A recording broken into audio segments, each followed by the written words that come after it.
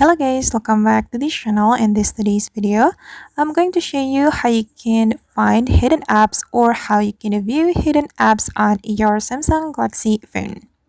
Okay, let's get into it guys. First thing first, we have to go to our settings application, and after that we can go to the app setting. You can scroll down to find the app setting.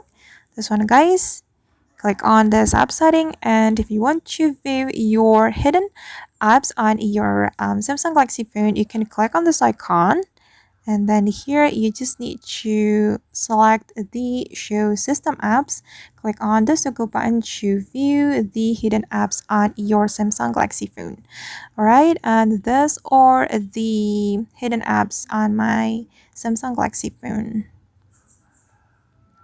Alright guys, and that's how we can find hidden apps on a Samsung Galaxy phone.